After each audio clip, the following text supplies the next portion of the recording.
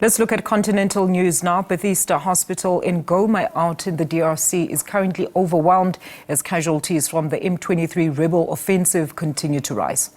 Medical staff have set up emergency tents to accommodate the growing number of the wounded. The M23 group intensified its offensive after capturing Minova early in the week. The group is now advancing towards Sake, which is about 20 kilometers from Goma, and clashes with the Congolese army were also reported on Thursday morning. In Goma, fears of a further rebel advances has also led to many businesses remaining closed, and once busy markets are now deserted as uncertainty spreads. We're going to stay with that story as the military governor of North Kivu Province in the eastern DRC Congo, Major General Peter Chirimwami, has been killed in battle, according to reports. According to the 2023 rebels, he died near Sake, an area of recent heavy fighting, and the rebels claim he was leading forces allied with the FDLR militia, which has been active in that particular region for decades now. To further deliberate on this, let's welcome in studio international relations expert Ayesha Kajee. Ayesha, thank you so much for your patience and joining us in studio today. Good afternoon. Thank you for having me. Good afternoon. Thank you so much. So, Ayesha, look, let's. What do you make of the news first of the death of General Chirimwami, with the UN Secretary General Guterres already warning of a potential increase of those of increased threats that could also spark a regional war? Well, Chirimwami's death has not been confirmed by the Congolese or by the UN.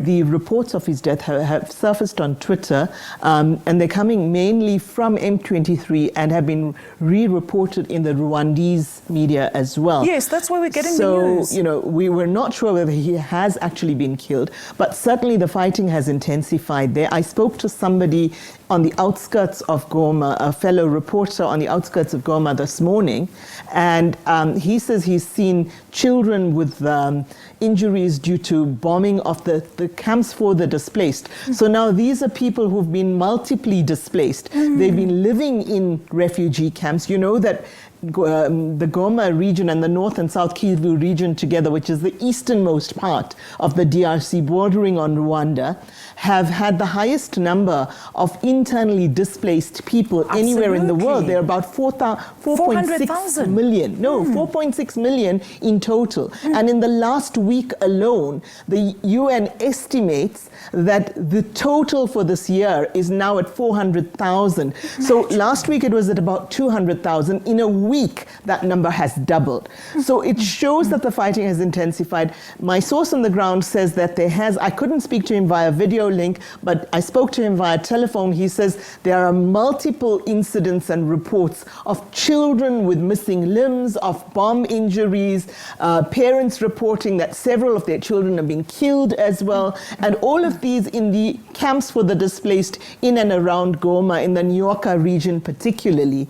Now, as you know, this is a region that's very, very resource rich and has been a source of contention because of those resources between Congo and Rwanda, dating back as far back as the Rwandese genocide in 1994, where members of the FDLR, which is now linked or affiliated to the Congolese army, were accused of involvement in the Rwanda genocide. On the other hand, this M23 rebel offensive, and M23 is now part of the so-called Congo River Alliance, which is an alliance of rebel militias, which has, as you said, taken over both Minova and reportedly Sake as well in the last 24 hours, and is now literally about 27 kilometers from Goma, which is the provincial capital.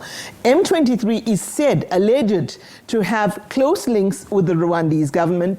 Both the Congolese government and the UN have actually said that this is true. There have been reports of Rwandan soldiers in eastern Congo as well, which the Rwandan government has actually said, yes, we do have military personnel there. They did note it, even the president, Tshisekedi. Although they've denied that they're arming and funding M23. However, many, many pictures and videos have surfaced over the years, particularly in the last 2 years, of Rwandan army soldiers operating alongside M23. And of course, M23 has equipment, military arms and ammunition that It's highly probable that these armaments come from Rwanda, given their ultimate origin. If you trace the arms back, it's more than likely, almost 90% likely, that they came through Rwanda.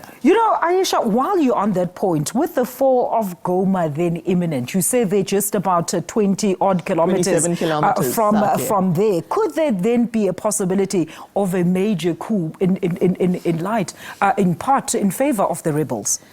If M23 takes over Goma, the Congolese government has said they will actually go to war with Rwanda.